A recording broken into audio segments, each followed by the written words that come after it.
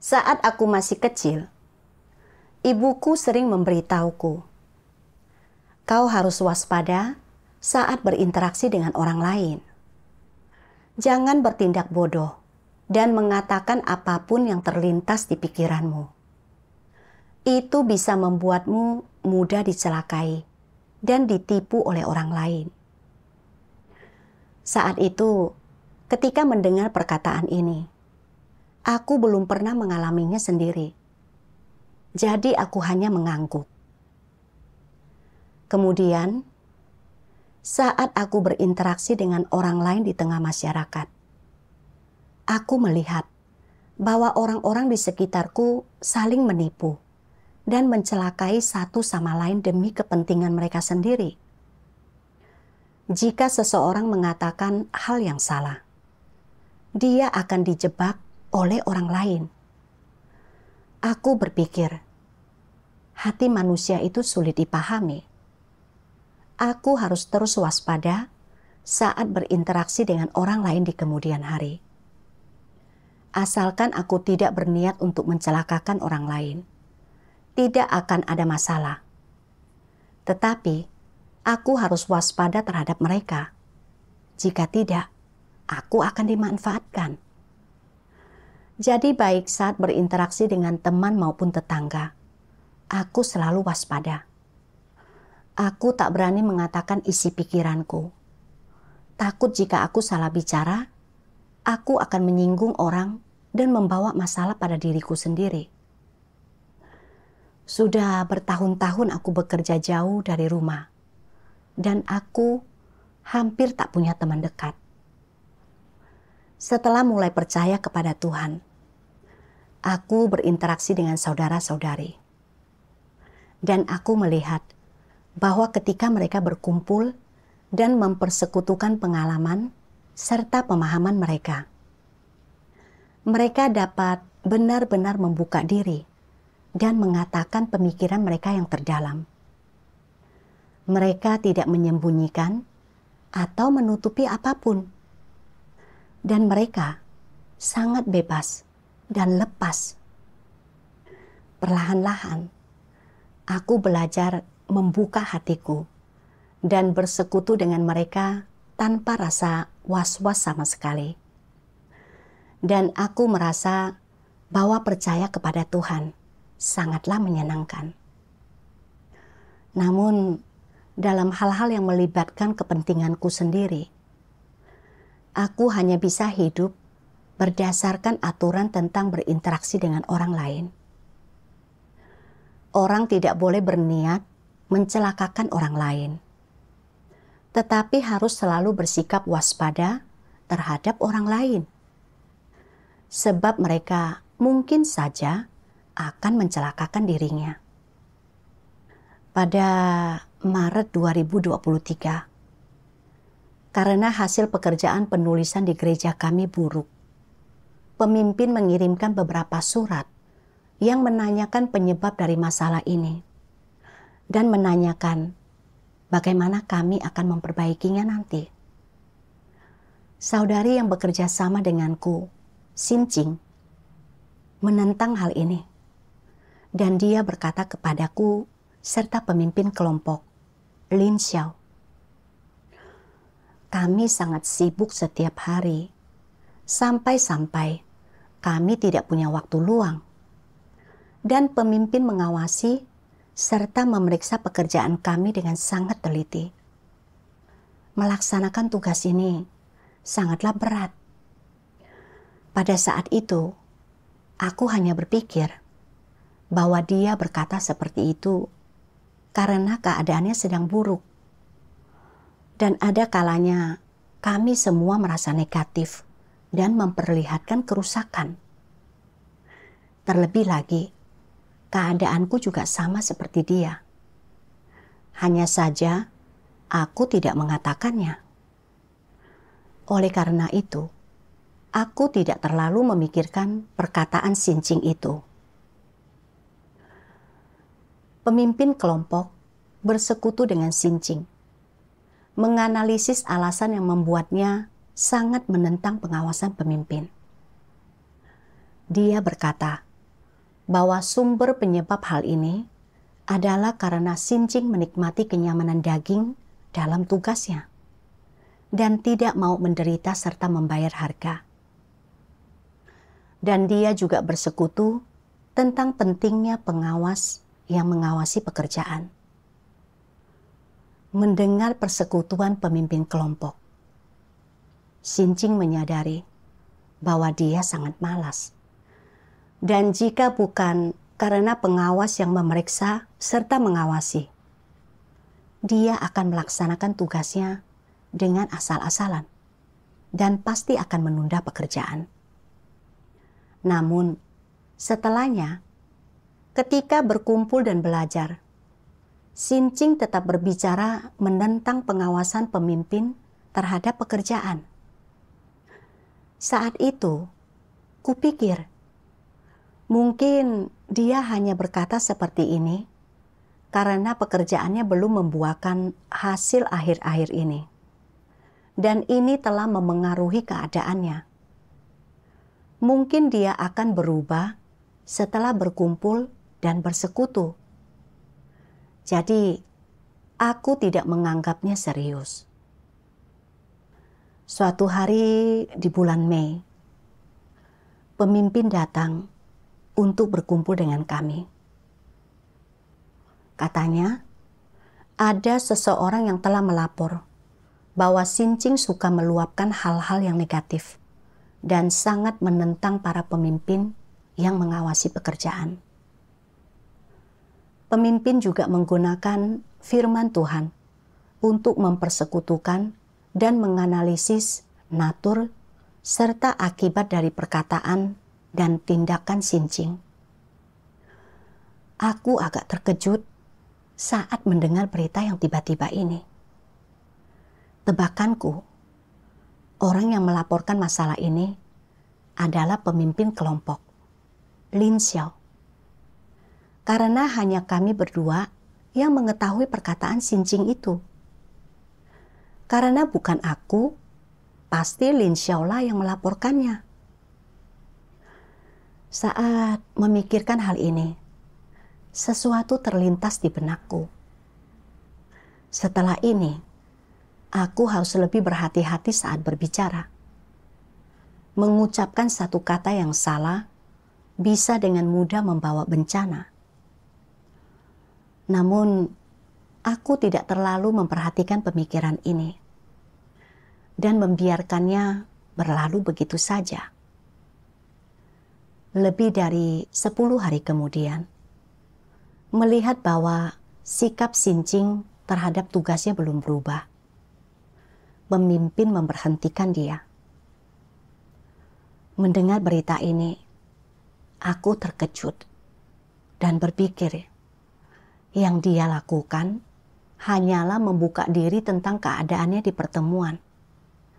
Lalu dia dianggap meluapkan hal-hal negatif dan diberhentikan.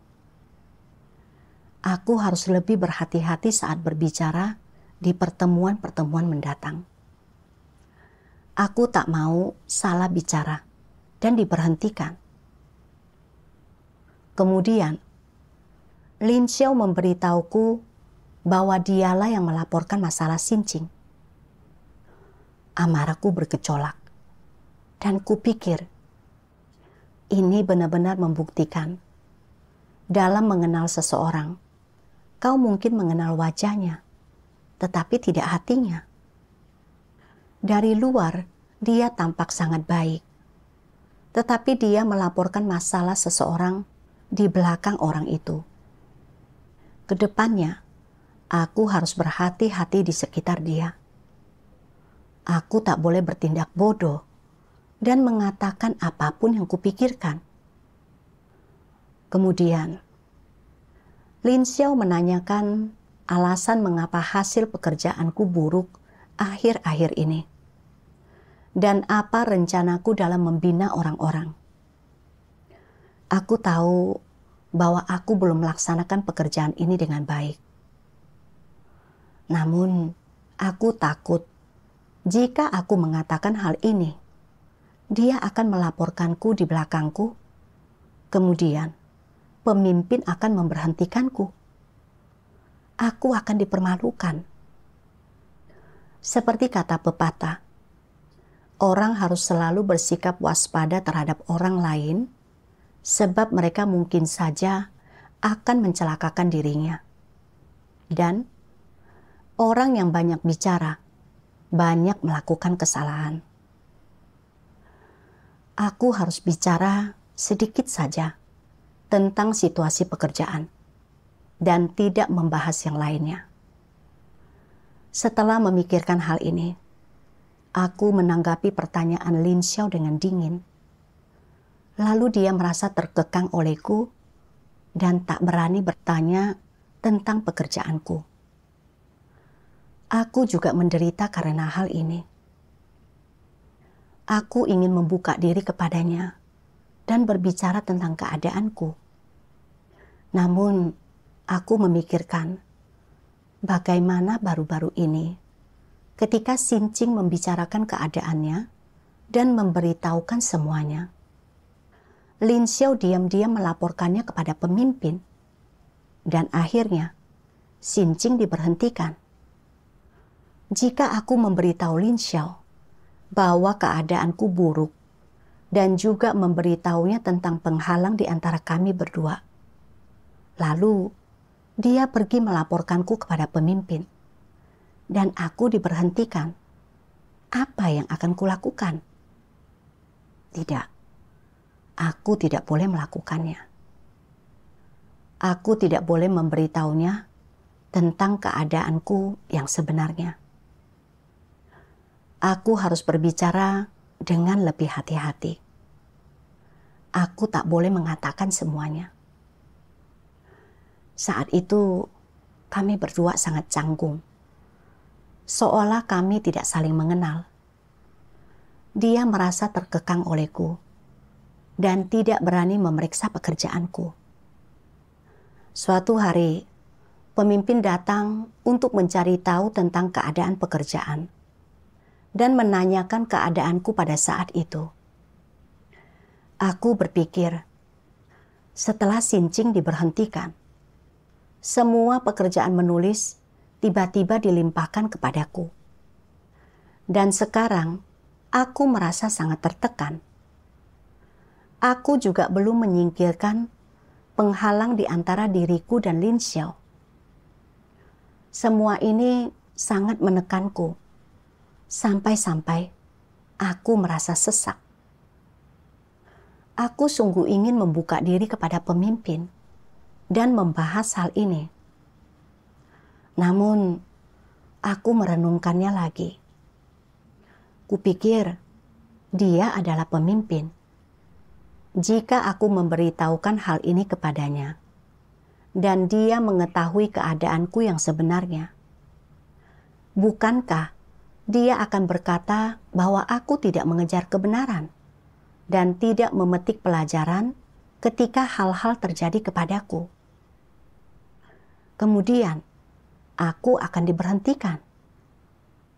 Jadi, aku tidak memberitahu pemimpin tentang keadaanku. Karena aku bersikap waspada terhadap orang lain, tidak berani berbicara dengan jujur, dan tertekan dalam tugasku. Aku ingin keluar dari situasi ini, dan tidak ingin melaksanakan tugasku.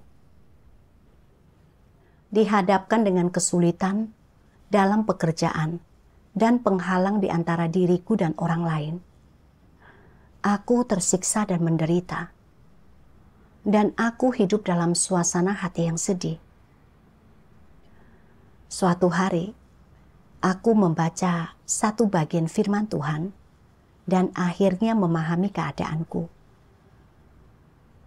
Tuhan yang Maha Kuasa berfirman, orang tidak boleh berniat mencelakakan orang lain, tetapi harus selalu bersikap waspada terhadap orang lain, sebab mereka mungkin saja akan mencelakakan dirimu. Dan ketika menggambar seekor macan, engkau menggambar kulitnya, bukan tulangnya. Dalam mengenal seseorang, Engkau mungkin mengenal wajahnya, tetapi tidak hatinya. Adalah prinsip paling dasar tentang cara berinteraksi dengan orang lain yang orang tua tanamkan dalam dirimu, serta standar paling mendasar tentang cara memandang orang dan bersikap waspada terhadap mereka. Tujuan utama orang tua adalah untuk melindungimu dan membantumu untuk melindungi dirimu sendiri. Namun, dari sudut pandang lain, perkataan, pemikiran, dan sudut pandang ini mungkin akan membuatmu makin merasa bahwa dunia ini berbahaya dan bahwa orang-orang tidak dapat dipercaya, membuatmu sama sekali tidak memiliki perasaan positif terhadap orang lain. Namun, bagaimana engkau dapat mengetahui diri orang yang sebenarnya dan memandang orang lain? Orang seperti apa yang dengannya engkau dapat bergaul, dan seperti apa seharusnya hubungan yang benar di antara orang-orang? Bagaimana seharusnya orang berinteraksi dengan orang lain berdasarkan prinsip? Dan bagaimana orang dapat berinteraksi dengan adil serta harmonis dengan orang lain? Orang tua tidak tahu apapun tentang hal-hal ini. Mereka hanya tahu bagaimana menggunakan tipu muslihat, rencana licik, dan berbagai aturan main, serta strategi berinteraksi dengan orang lain untuk bersikap waspada terhadap orang-orang dan untuk memanfaatkan serta mengendalikan orang lain agar dapat melindungi diri mereka sendiri, sehingga tidak dicelakakan orang lain. Sebanyak apapun mereka sendiri mencelakakan orang lain. Sementara mengajarkan pemikiran dan sudut pandang ini kepada anak-anak mereka, hal-hal yang orang tua tanamkan dalam diri mereka hanyalah strategi tertentu tentang cara berinteraksi dengan orang lain. Semua itu tidak lebih dari strategi. Apa sajakah yang termasuk dalam strategi tersebut? Segala macam tipu muslihat, aturan main, cara menyenangkan orang lain, cara melindungi kepentingan sendiri, dan cara memaksimalkan keuntungan pribadi. Apakah prinsip-prinsip ini merupakan kebenaran?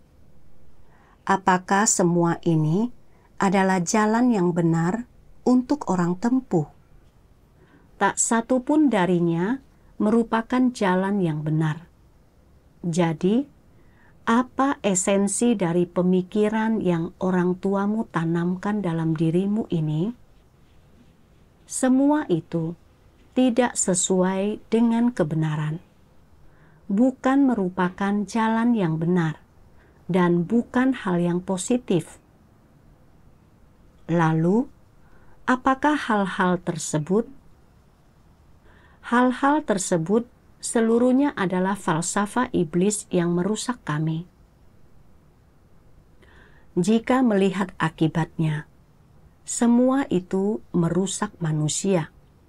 Jadi, apa esensi dari pemikiran ini?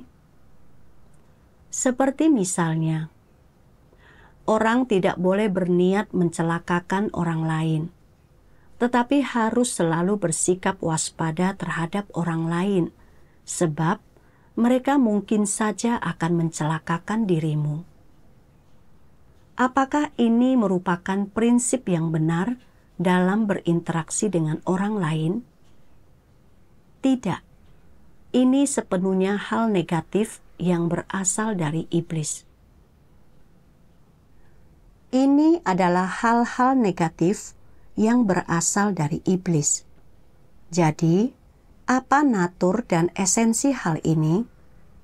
Bukankah ini adalah tipu muslihat? Bukankah ini adalah strategi? Bukankah ini adalah taktik untuk membujuk orang lain agar mau memberi dukungan? Ini bukanlah prinsip penerapan untuk masuk ke dalam kebenaran, ataupun prinsip dan arah positif yang Tuhan ajarkan kepada manusia tentang bagaimana cara berperilaku. Ini adalah strategi tentang cara berinteraksi dengan orang lain. Ini adalah tipu muslihat. Setelah merenungkan keadaan yang Tuhan singkapkan, akhirnya aku memahami bahwa aku selalu hidup berdasarkan aturan iblis. Orang tidak boleh berniat mencelakakan orang lain, tetapi harus selalu bersikap waspada terhadap orang lain. Sebab mereka mungkin saja akan mencelakakan dirinya.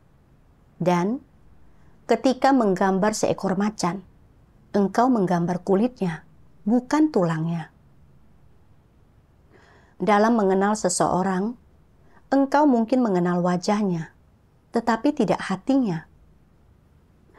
Kupikir, untuk melindungi diriku sendiri, agar tidak dicelakai dan ditipu, aku harus bersikap hati-hati dan waspada terhadap semua orang. Jadi, siapapun lawan bicaraku, aku sangat berhati-hati dengan caraku berbicara dan bertindak. Biasanya, aku tidak memberitahu orang lain tentang apa yang sebenarnya kupikirkan. Dan aku lebih sering diam saja. Dengan demikian, aku tidak harus menderita kerugian, juga tidak akan menyinggung orang lain. Khususnya kali ini, setelah Lin Xiao melaporkan masalah Xinjing yang tidak bertobat dan kemudian diberhentikan, aku hidup dalam keadaan waspada, tidak berani membuka diri tentang keadaanku kepada orang lain. Takut jika suatu hari aku juga akan diberhentikan. Ketika berbicara kepada pemimpin kelompok dan gereja, aku sangat berhati-hati dan tidak berani membuka hatiku. Aku lebih sering mengucapkan beberapa patah kata sederhana untuk sekadar menyelesaikan percakapan. Aku benar-benar terikat oleh racun iblis. Dan bahkan, aku merasa sangat ragu untuk meminta persekutuan dari orang lain. Tidak memiliki keberanian untuk terbuka dan mengutarakan diriku. Aku hidup tersiksa dan menderita. Aturan iblis ini tampak seolah dapat melindungi kepentingan orang. Padahal ini mengajarkan orang untuk bersikap waspada dan tidak mengungkapkan pikiran mereka saat berinteraksi dengan orang lain. Dan mereka harus selalu menahan diri di sekitar orang lain. Dengan demikian, ketika dua orang berinteraksi, salah satunya selalu bersikap waspada, sementara yang lain berasumsi. Dan mereka tidak saling mempercayai satu sama lain. Mereka saling perhitungan dan memusuhi satu sama lain, berperilaku dengan cara yang munafik. Ini membuat orang menjadi makin licik dan tidak memiliki kemanusiaan. Saat itu, barulah aku mengerti dengan jelas bahwa orang tidak boleh berniat mencelakakan orang lain, tetapi harus selalu bersikap waspada terhadap orang lain, sebab mereka mungkin saja akan mencelakakan dirinya. Sama sekali bukanlah prinsip yang seharusnya membimbing perilaku orang. Ini sepenuhnya merupakan tindakan iblis yang merusak manusia dan menipu mereka dengan rencana liciknya. Dan terlebih lagi, merupakan cara yang digunakan iblis untuk merusak manusia. Hidup mengikuti ungkapan seperti itu hanya dapat membuat orang kehilangan kemanusiaan mereka yang normal. Kemudian, aku terus membaca firman Tuhan. Tuhan yang Maha Kuasa berfirman, pembelajaran dan pembiasaan keluarga kemungkinan besar mencakup lebih banyak aturan main tentang cara berperilaku dan berinteraksi dengan orang lain.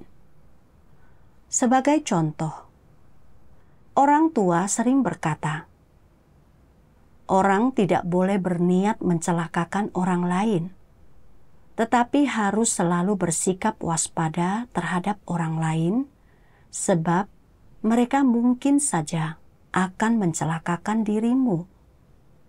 Engkau terlalu bodoh dan mudah percaya.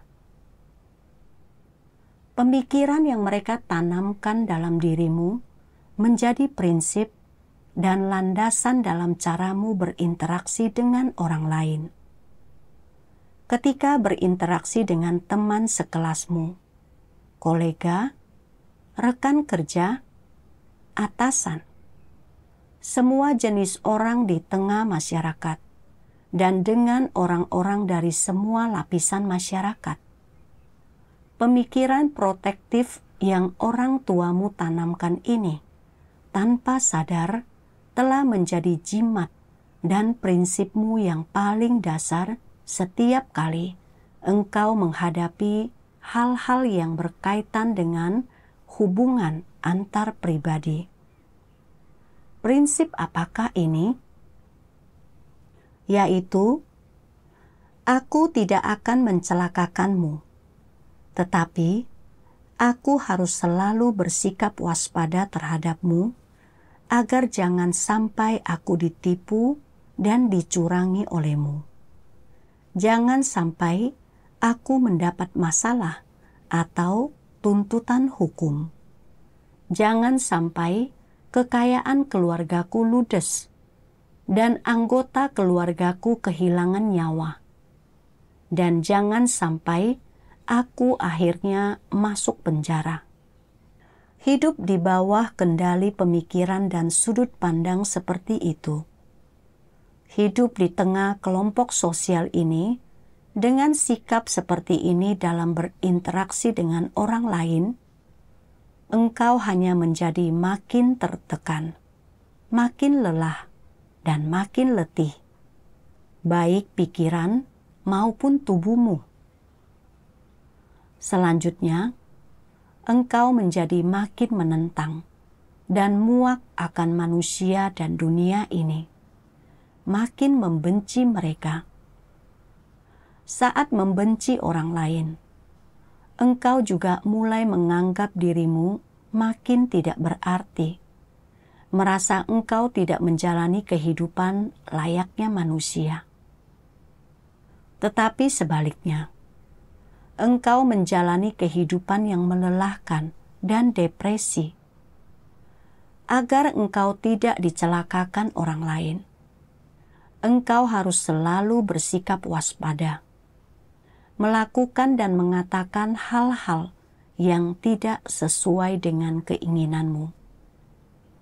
Dalam upayamu melindungi kepentinganmu sendiri dan keselamatan pribadimu, engkau mengenakan topeng kepalsuan dalam setiap aspek kehidupanmu dan menyamarkan dirimu.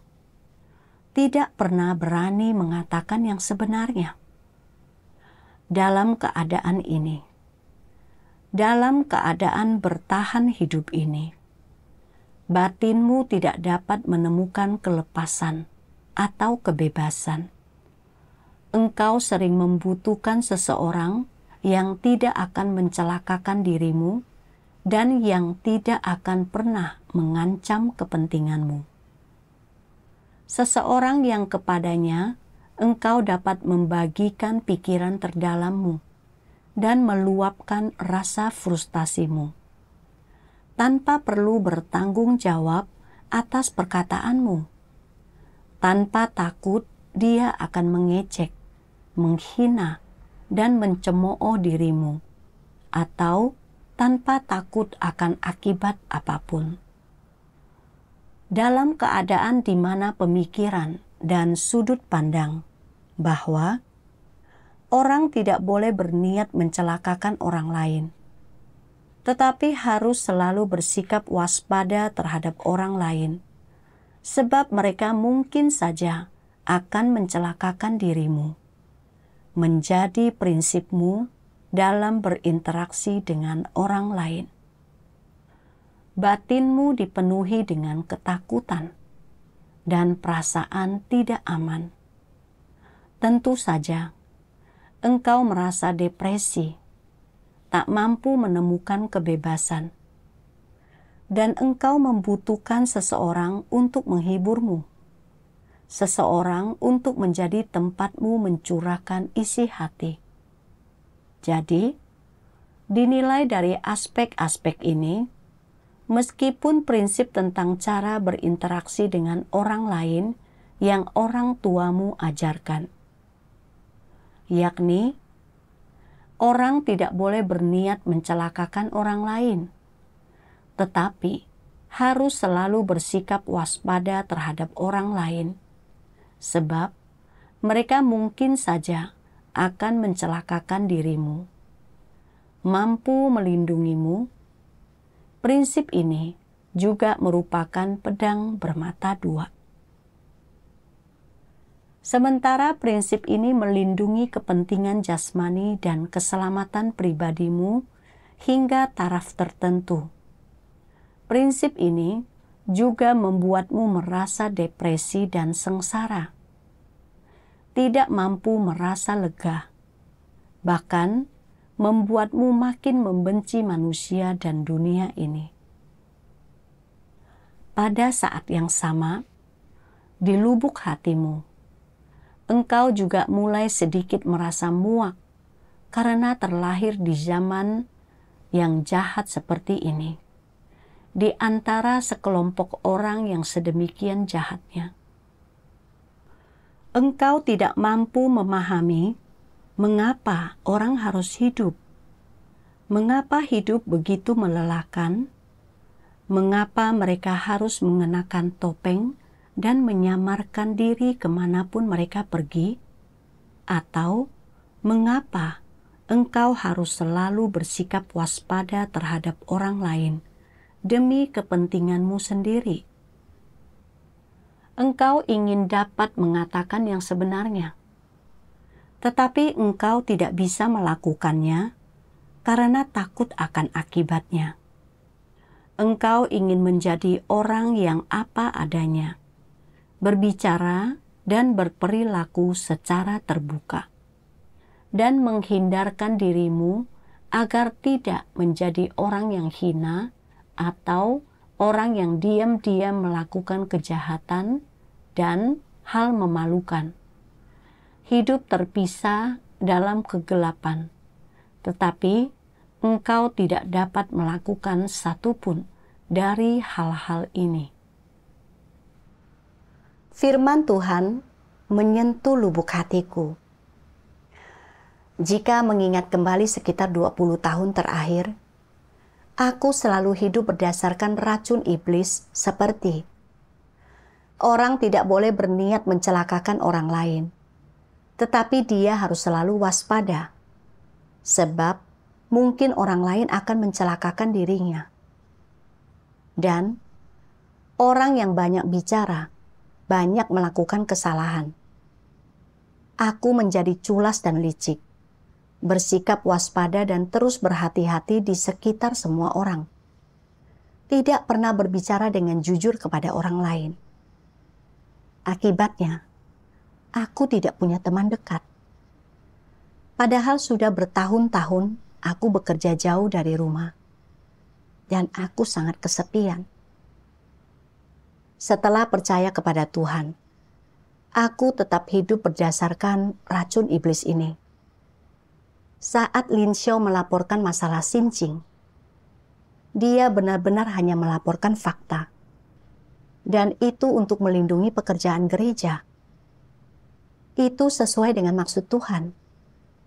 Namun, aku menganggapnya mengadu di belakang orang lain, dan aku takut dia akan mengadukanku kepada pemimpin di kemudian hari, membuatku diberhentikan. Karena inilah, aku bersikap waspada terhadapnya. Setelah itu, meskipun hati nuraniku gelisah, aku tak berani membuka diri. Terlalu takut jika aku salah bicara atau mengatakan keadaanku yang sebenarnya. Aku akan mendapat masalah. Jadi, aku hidup menderita dan tersiksa. Aku merenung bahwa aku menjalani hidup yang penuh penderitaan dan melelahkan karena ajaran orang tuaku dan pengaruh masyarakat terhadapku sejak usia muda. Racun iblis ini membuatku menjadi culas serta licik, dan aku tak dapat berinteraksi dengan orang lain secara normal. Andai saja aku menyelesaikan masalah ini lebih awal, aku tak akan menyebabkan kerugian bagi gereja atau mengekang Lin Xiao. Menyadari hal ini, aku merasa sangat menyesal. Aku bertekad untuk bekerja sama secara harmonis dengan saudara-saudari dalam tugasku ke depannya, dan menjadi orang yang murni serta terbuka. Kemudian, aku membaca lebih banyak firman Tuhan. Ada orang-orang yang tidak yakin bahwa rumah Tuhan mampu memperlakukan orang dengan adil. Mereka tidak yakin bahwa Tuhan berkuasa di rumahnya dan kebenaran berkuasa di sana. Mereka yakin bahwa apapun tugas yang dilaksanakan seseorang, jika masalah muncul dalam tugas itu, rumah Tuhan akan segera menangani orang tersebut, mengambil haknya untuk melaksanakan tugas, mengusir mereka, atau bahkan mengeluarkan mereka dari gereja. Benarkah seperti itu? Tentu saja tidak. Rumah Tuhan memperlakukan setiap orang sesuai dengan prinsip-prinsip kebenaran. Tuhan itu adil dalam memperlakukan setiap orang. Dia tidak hanya melihat bagaimana orang berperilaku dalam satu kali peristiwa.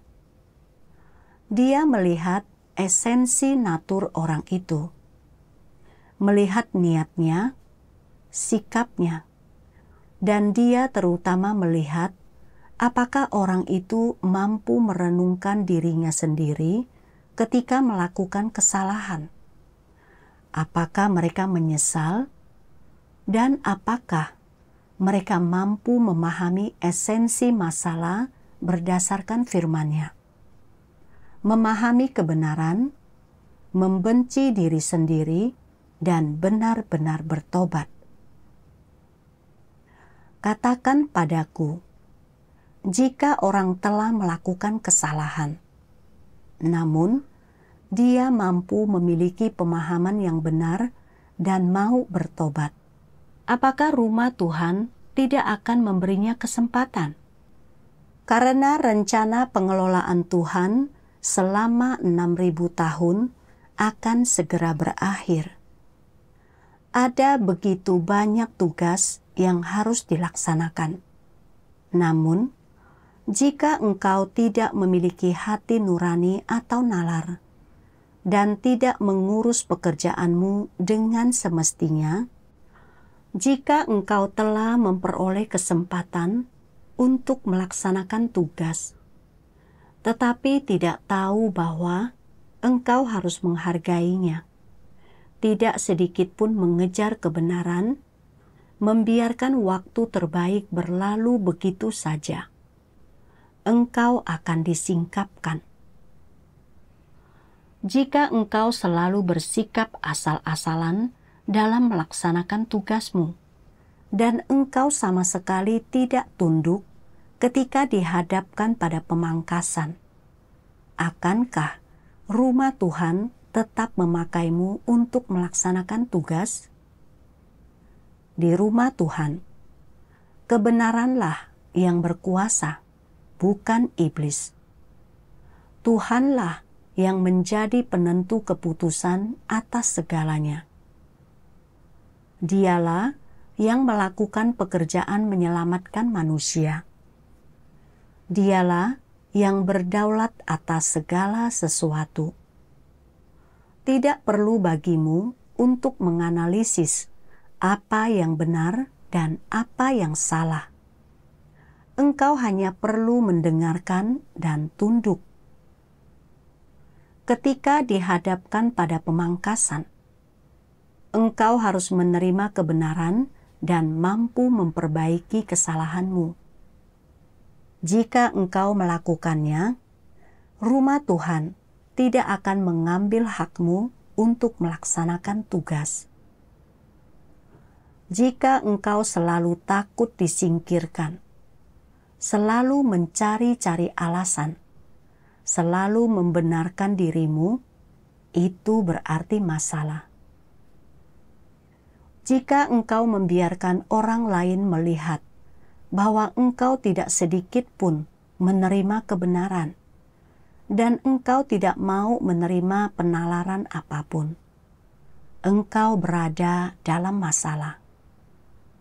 Gereja akan berkewajiban untuk menanganimu.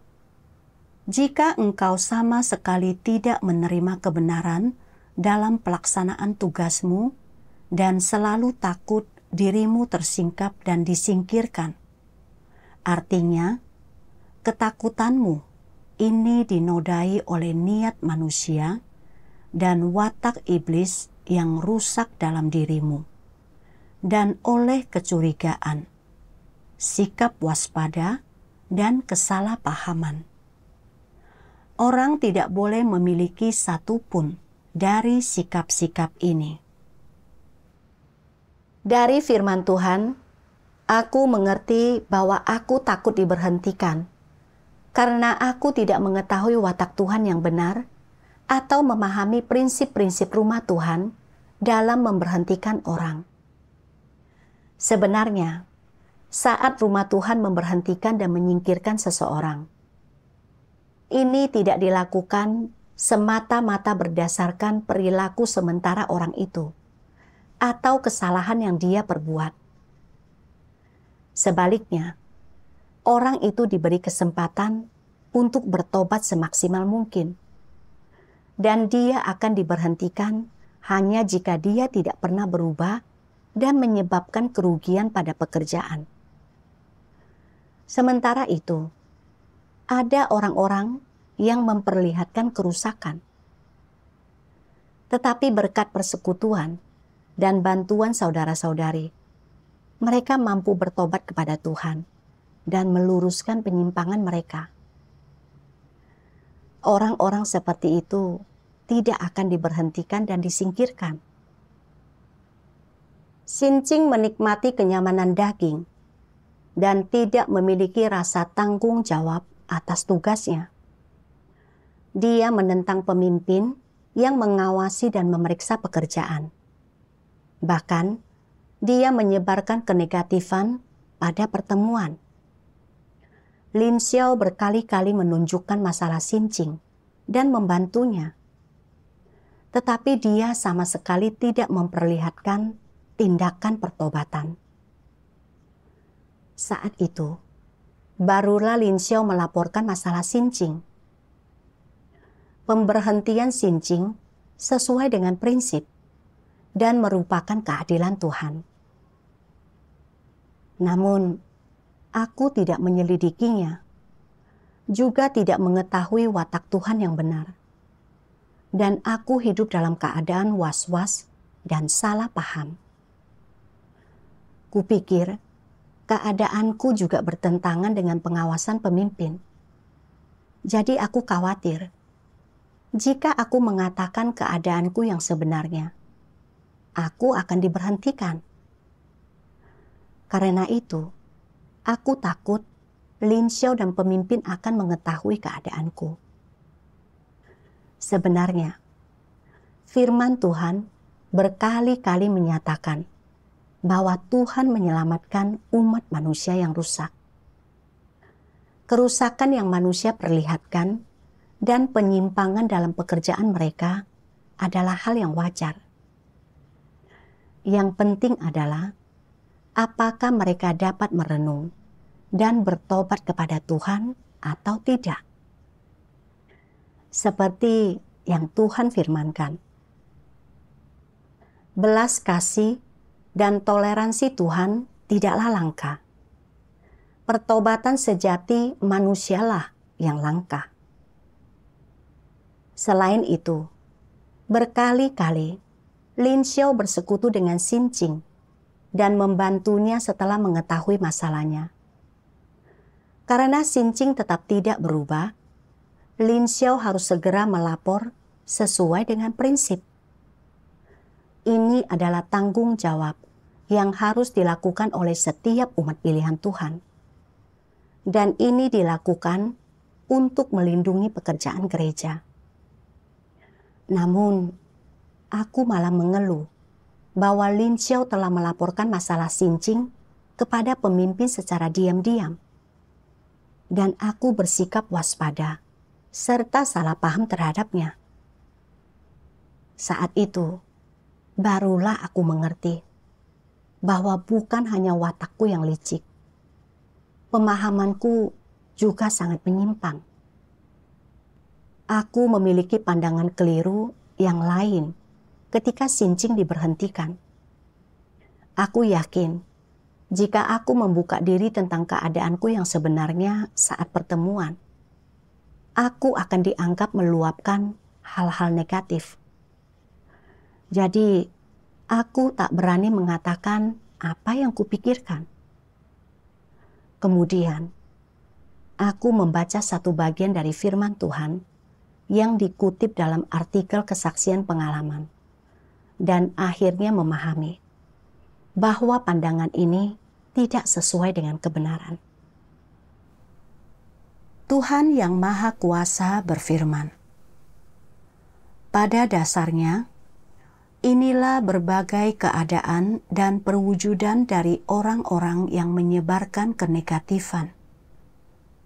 Ketika keinginan mereka untuk mengejar status, ketenaran, dan keuntungan belum terpenuhi, ketika Tuhan melakukan hal-hal yang bertentangan dengan gagasan dan imajinasi mereka, hal-hal yang berkaitan dengan kepentingan mereka, mereka menjadi terjerat dalam emosi pembangkangan dan ketidakpuasan. Dan saat mereka memiliki emosi-emosi ini, pikiran mereka mulai menghasilkan alasan, dalih, pembenaran, pembelaan diri, dan pemikiran yang mengeluh lainnya. Pada saat ini, mereka tidak memuji Tuhan ataupun tunduk kepadanya. Dan terlebih lagi, mereka tidak mencari kebenaran untuk mengenal diri mereka sendiri. Sebaliknya, mereka menentang Tuhan dengan menggunakan gagasan, imajinasi, ide, dan pendapat, atau sikap mereka yang terburu nafsu. Dan bagaimana cara mereka menentang? Mereka menyebarkan emosi pembangkangan dan ketidakpuasan tersebut, menggunakannya untuk menjelaskan pemikiran dan pendapat mereka kepada Tuhan, berusaha membuat Tuhan bertindak sesuai dengan keinginan dan tuntutan mereka untuk memuaskan keinginan mereka. Baru setelah itulah emosi mereka mereda. Secara khusus, Tuhan mengungkapkan banyak kebenaran untuk menghakimi dan menghajar orang, menyucikan watak mereka yang rusak, menyelamatkan orang dari pengaruh iblis. Dan siapa yang tahu berapa banyak impian orang untuk diberkati telah diakhiri oleh kebenaran ini. Menghancurkan khayalan diangkat ke dalam surga yang mereka harapkan siang dan malam. Mereka berupaya sebaik mungkin untuk membalikkan hal-hal ini. Tetapi mereka tidak berdaya. Mereka hanya bisa jatuh ke dalam bencana dengan kenegatifan dan kebencian mereka. Mereka merasakan penentangan terhadap semua hal yang telah Tuhan atur tersebut. Karena apa yang Tuhan lakukan bertentangan dengan gagasan, kepentingan, dan pemikiran mereka. Khususnya, ketika gereja melakukan pekerjaan pembersihan dan menyingkirkan banyak orang. Orang-orang ini berpikir bahwa Tuhan tidak menyelamatkan mereka, bahwa Dia telah membenci dan menolak mereka, bahwa mereka sedang diperlakukan tidak adil. Dan karena itu, mereka ingin bersatu untuk menentang. Mereka berusaha menyangkal bahwa Tuhan adalah kebenaran, menyangkal identitas dan esensi Tuhan, dan menyangkal watak benar Tuhan. Tentu saja, mereka juga berusaha menyangkal fakta bahwa Tuhanlah yang berdaulat atas segala sesuatu. Dan dengan cara apakah mereka menyangkal semua ini? Caranya adalah melalui penentangan dan perlawanan. Maksud mereka yang sebenarnya adalah, apa yang Tuhan lakukan bertentangan dengan gagasanku. Jadi, aku tidak tunduk. Aku tidak percaya bahwa Engkau adalah kebenaran. Aku akan berteriak menentangmu dan akan menyebarkan penentanganku ini kepada orang-orang di gereja dan di antara orang-orang. Aku akan mengatakan apapun yang kuinginkan, dan aku tidak peduli apapun konsekuensinya. Aku memiliki kebebasan berbicara. Engkau tidak boleh membungkamku. Aku akan mengatakan apa yang kuinginkan. Memangnya apa yang bisa kau lakukan? Ketika orang-orang ini bersikeras untuk menyebarkan gagasan dan sudut pandang mereka yang keliru ini, apakah mereka sedang membicarakan pemahaman mereka sendiri? Apakah mereka sedang mempersekutukan kebenaran? Sama sekali tidak. Mereka sedang menyebarkan kenegatifan, mereka sedang menyiarkan kesesatan dan kekeliruan. Mereka tidak sedang berusaha untuk mengetahui atau mengungkapkan kerusakan mereka sendiri, atau mengungkapkan hal-hal yang telah mereka lakukan yang bertentangan dengan kebenaran. Mereka juga tidak mengungkapkan kesalahan yang telah mereka lakukan. Sebaliknya, mereka berusaha sekuat tenaga untuk merasionalisasi dan membela kesalahan mereka untuk membuktikan bahwa mereka benar. Dan pada saat yang sama, mereka juga membuat penilaian yang tidak masuk akal dan menyebarkan sudut pandang yang menyimpang dan menyesatkan, serta doktrin yang keliru dan tidak benar. Akibatnya terhadap umat pilihan Tuhan di gereja adalah menyesatkan dan membingungkan mereka. Akibatnya, bahkan dapat menjerumuskan beberapa orang ke dalam kenegatifan dan kebingungan, yang semuanya merupakan akibat dan gangguan merugikan yang disebabkan oleh orang-orang yang menyebarkan kenegatifan. Dari firman Tuhan, aku mengerti bahwa bagi orang yang meluapkan hal-hal negatif, ketika terjadi sesuatu yang tidak mereka sukai atau melibatkan reputasi, status, ataupun kepentingan daging mereka tidak mencari kebenaran atau berusaha merenungkan maksud Tuhan, tetapi justru menunjukkan ketidaktaatan, kekecewaan, dan penentangan, menyebarkan gagasan dan imajinasi atau pandangan mereka yang keliru. Inilah yang dimaksud dengan meluapkan hal-hal negatif.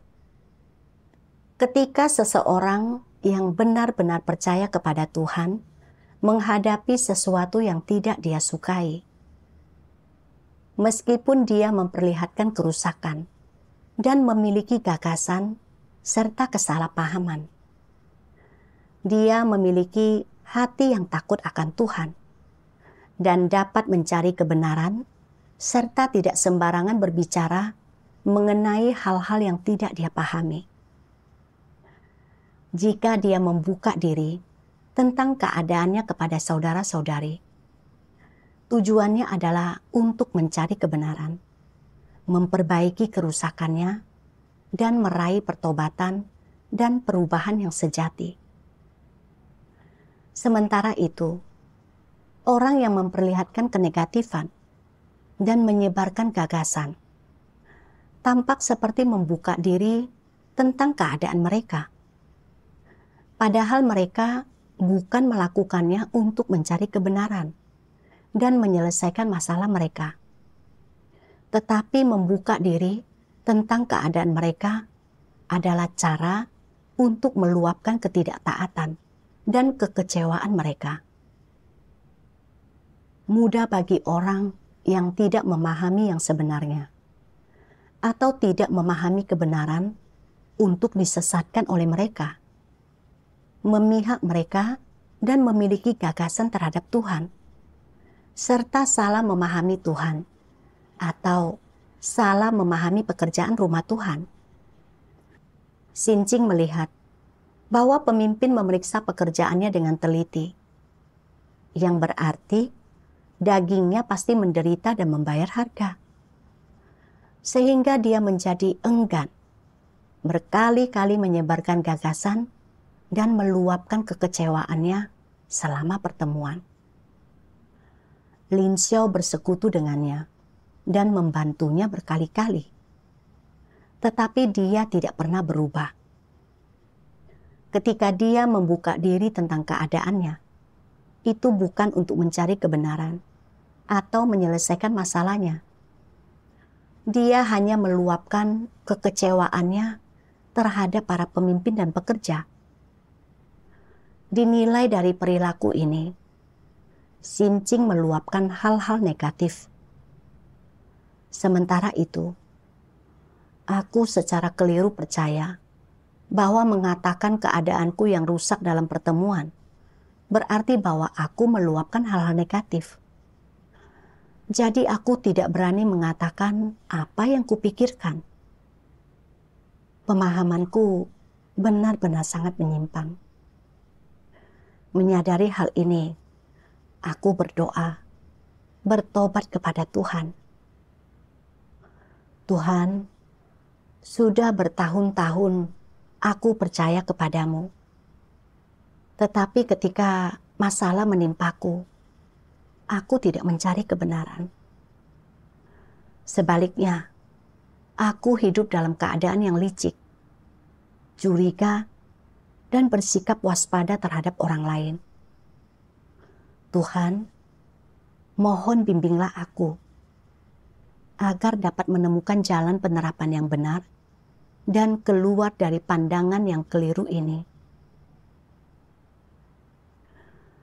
Kemudian, saat aku sedang mencari cara untuk menyelesaikan masalahku. Aku membaca bagian dari firman Tuhan ini. Keluargamu sering memberitahumu, orang tidak boleh berniat mencelakakan orang lain, tetapi harus selalu bersikap waspada terhadap orang lain, sebab mereka mungkin saja akan mencelakakan dirimu. Sebenarnya, berlatih melepaskan pemikiran ini mudah. Bertindaklah berdasarkan prinsip-prinsip yang Tuhan beritahukan kepada manusia. Prinsip-prinsip yang Tuhan beritahukan kepada manusia. Kalimat ini cukup luas. Bagaimana cara menerapkannya secara spesifik? Engkau tidak perlu menelaah apakah engkau memiliki niat untuk mencelakakan orang lain. Dan engkau juga tidak perlu bersikap waspada terhadap orang lain. Lalu, apa yang harus kau lakukan? Di satu sisi, engkau harus mampu dengan cara yang benar mempertahankan hubungan yang harmonis dengan orang lain. Di sisi lain, ketika berinteraksi dengan berbagai orang, engkau harus menggunakan firman Tuhan sebagai dasar dan kebenaran sebagai standar untuk mengenali orang macam apa mereka sebenarnya, dan kemudian memperlakukan mereka berdasarkan prinsip-prinsip yang relevan. Sesederhana itu. Jika mereka adalah saudara-saudari, perlakukanlah mereka seperti itu. Jika mereka bersungguh-sungguh dalam pengejaran mereka, rela berkorban, dan mengorbankan diri mereka, perlakukanlah mereka sebagai saudara-saudari yang melaksanakan tugas dengan sungguh-sungguh. Jika mereka adalah pengikut yang bukan orang percaya, tidak mau melaksanakan tugas mereka, hanya ingin menjalani hidup mereka, engkau tidak boleh memperlakukan mereka sebagai saudara-saudari, melainkan perlakukan mereka sebagai orang tidak percaya. Ketika engkau memandang orang, engkau harus melihat watak mereka, kemanusiaan mereka, sikap mereka terhadap Tuhan dan kebenaran, serta orang macam apa mereka.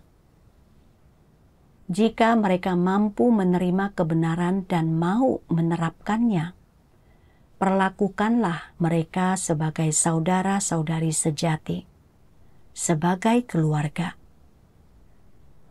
Jika kemanusiaan mereka buruk dan mereka hanya di mulut saja mengatakan kesediaan mereka untuk menerapkan kebenaran, jika mereka memiliki kemampuan untuk membahas doktrin tetapi tidak pernah menerapkan kebenaran, perlakukanlah mereka sebagai orang yang berjerih payah saja, bukan sebagai keluarga. Apa yang prinsip-prinsip ini ajarkan kepadamu? Bahwa inilah prinsip yang harus kau gunakan dalam memperlakukan berbagai macam orang. Inilah prinsip yang telah sering kita bahas, yaitu engkau harus memperlakukan orang dengan penuh hikmat. Hikmat adalah sebuah istilah umum. Tetapi secara khusus, ini berarti engkau harus memiliki cara dan prinsip yang jelas dalam berinteraksi dengan berbagai macam orang. Semuanya harus didasarkan pada kebenaran, bukan pada perasaan pribadi, kesukaan pribadi, pandangan pribadi, bukan pada apakah mereka menguntungkanmu atau merugikanmu, ataupun pada usia mereka, melainkan hanya didasarkan pada firman Tuhan. Jadi, dalam berinteraksi dengan orang lain, engkau tidak perlu memeriksa apakah engkau berniat untuk mencelakakan orang lain, ataukah engkau bersikap waspada terhadap orang lain.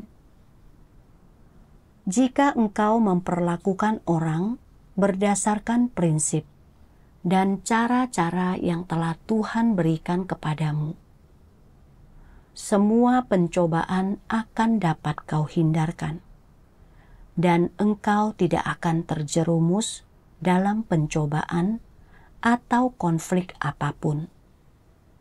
Sesederhana itu.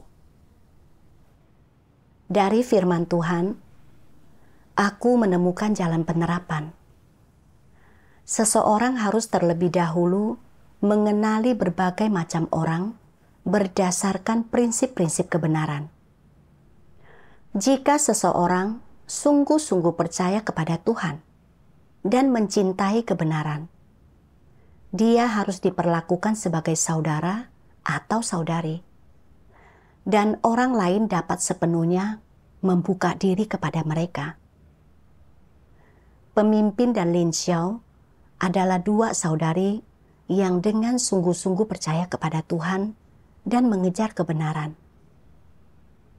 Mereka bertanggung jawab atas pekerjaan kami. Dan jika ada masalah, atau jika aku mengalami kesulitan dalam pekerjaan, atau jika ada penghalang di antara kami, aku harus sepenuhnya membuka diri kepada mereka, meminta persekutuan. Dengan demikian, mereka dapat memahami keadaanku dan segera membantuku menyelesaikannya, yang bermanfaat bagi jalan masuk kehidupanku dan juga bagi pekerjaan gereja. Sebaliknya, jika aku tidak pernah membuka diri, selalu hidup dalam keadaan yang keliru, selain hidupku akan menderita kerugian, aku juga akan menunda pekerjaan. Kini, setelah memahami maksud Tuhan dan tuntutannya, nanti saat aku berinteraksi dengan saudara-saudari, aku harus jujur, murni, dan terbuka. Kemudian, seorang saudari bernama Surui ditunjuk untuk bertanggung jawab atas pekerjaan kami. Saat itu, hasil pekerjaanku buruk dan keadaanku sedikit negatif. Ketika Surui datang untuk berkumpul bersama kami, dia bertanya tentang keadaanku dan pekerjaanku akhir-akhir itu.